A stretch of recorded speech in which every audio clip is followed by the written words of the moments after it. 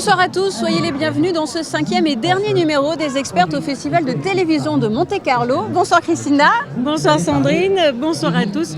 Je vous propose tout de suite d'entendre les réactions des personnalités qui ont assisté à ce festival de la télévision. Je trouve ça bien parce qu'en ce moment on dit toujours que la télévision est de moins en moins regardée et au profit des gars de Amazon, Netflix, etc. Moi je crois au contraire qu'il existe encore des programmes qui sont extrêmement fédérateurs pour la famille, qu'on aime commenter le lendemain au boulot et qu'on a bien vu avec la Covid que les gens ils allaient beaucoup aussi, l'idée de partager en famille des programmes, ça crée du lien. Il faut faire d'autres choses, mais ça reste quand même pour moi, je pense, une valeur forte. C'est sympa, tu rencontres des gens, tu rencontres des réalisateurs, tu rencontres des producteurs de télé, et puis en ce moment, les séries, elles sont même beaucoup à la mode. Donc pour moi, c'est intéressant, puisque c'est ça que je veux, avoir un rôle récurrent dans une série, c'est bien. C'est un festival important parce qu'il y a de plus en plus de séries et de moins en moins de longs métrages. Donc je pense que c'est important d'être ici parce qu'on est tous amenés, acteurs, réalisateurs, producteurs, à être de plus en plus dans les séries.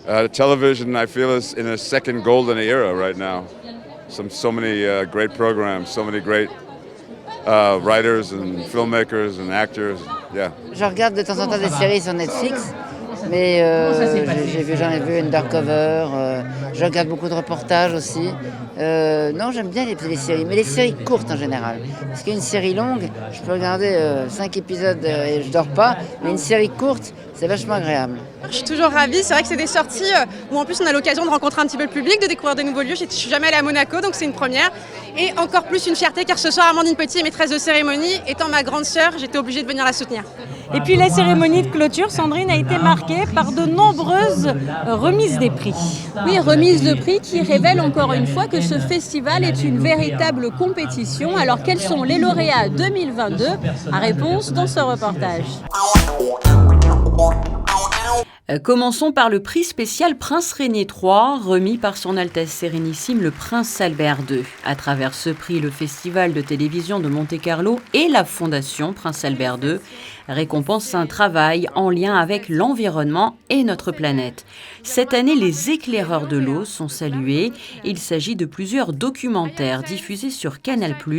Ils mettent en lumière de quelle manière l'or bleu est devenu un enjeu politique, économique et de développement. For the best news program goes to Navalny, the man Putin couldn't kill. Après la fiction, place aux lauréats des documentaires et actualités. Dans la catégorie meilleur grand reportage, le travail sur Navalny, l'homme que Poutine ne pouvait pas tuer, a été récompensé. The Golden Nymph for Best Actress goes to Tekla Carola Wied. Du côté de la fiction, Martha Lieberman rafle plusieurs prix, meilleur film et meilleure actrice. Réalisé en Allemagne, il nous plonge dans le Berlin de 1943. The Golden Nymph for Best Creation goes to The Tourist. The Tourist. Autre fiction qui s'est distinguée, The Tourist, diffusée depuis lundi 20 juin sur France 2. The Tourist a reçu notamment la nymphe de la meilleure série et celle de la meilleure création. The Tourist nous transporte en pleine Australie avec l'acteur de 50 nuances degrés, totalement amnésique. And the winner of the special jury prize goes to Tron. La série Trom reçoit le prix spécial du jury et sacre aussi la prestation de Ulrik Thomsen, meilleur acteur. La série se déroule sur les îles Féroé où une femme va être retrouvée morte. Voilà donc pour ce palmarès 2022, de nombreuses personnalités étaient présentes ici au Grimaldi Forum et parmi elles Stéphane Plaza que vous avez pu rencontrer, Christina. Alors Stéphane Plaza, aussi sympathique à la ville qu'à l'écran, écoutez-le. Allez, on y va là. Il est l'animateur préféré des Français, agent immobilier, comédien et animateur télé, repéré par une agence de casting pendant un salon.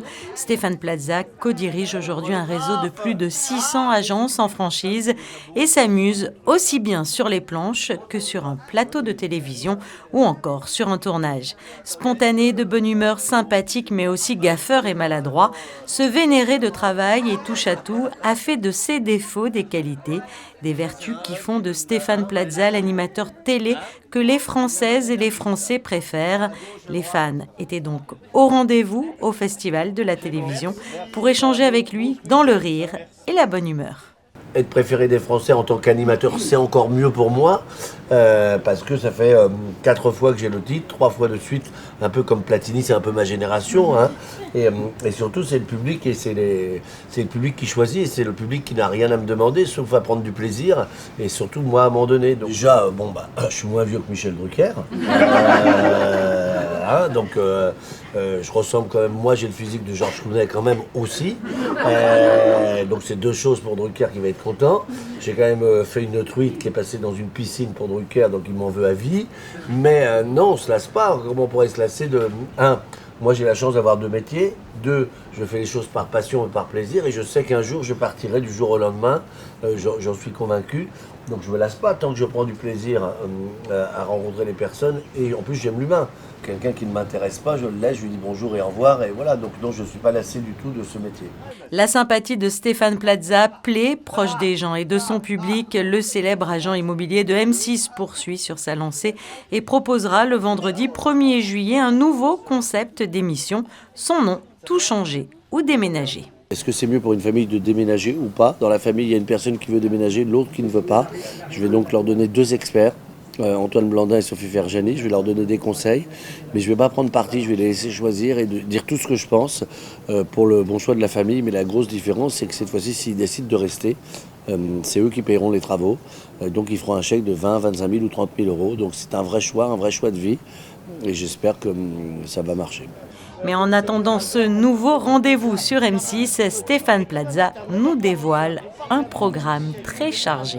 En ce moment, c'est d'aller voir Monseigneur le Prince Albert, et il a dit qu'il me ferait visiter la ville et un tour de bateau en ski nautique. Donc j'attends. Vous avez des infos ? Voilà Sandrine, alors nous avons pu rencontrer Stéphane Plaza, une grande personnalité de M6. Une autre série a également été bien connue sur la chaîne. Il s'agit évidemment de La Petite Maison dans la Prairie. Et oui, elle est blonde, elle a les yeux bleus comme vous, Christina. Il s'agit de Melissa Sue Anderson. Elle était l'une des filles du fameux Charles Ingalls.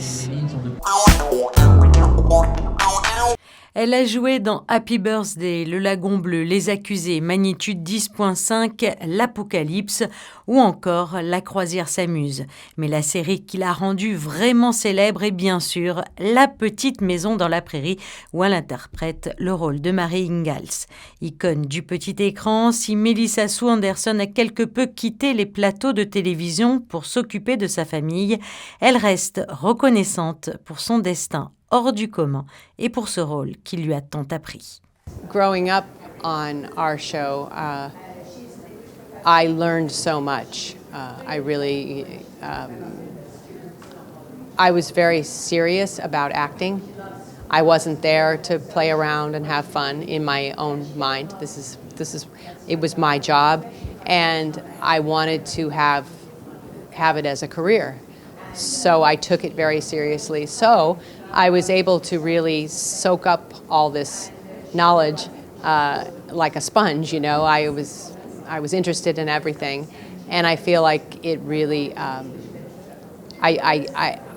There are many things I learned that I remember and use today still. Diffusée entre 1974 et 1983, La Petite Maison dans la Prairie fait actuellement l'objet d'un projet de reboot. Une nouvelle version plus dramatique est à l'étude chez le studio Paramount TV et la société Anonymous Content. Nous avons demandé à Melissa Sue Anderson ce qu'elle pense de ce nouveau projet. I feel the same about that as I do about any other reboot. I feel like when you try to remake something that has been done very well, you're taking an awfully big chance because you could easily fall. It may not work out, but on the other hand, it could also be better than the original. So I really, I think that does happen. So I think whatever anyone wants to do, I'm all for it, and I wish everyone great success.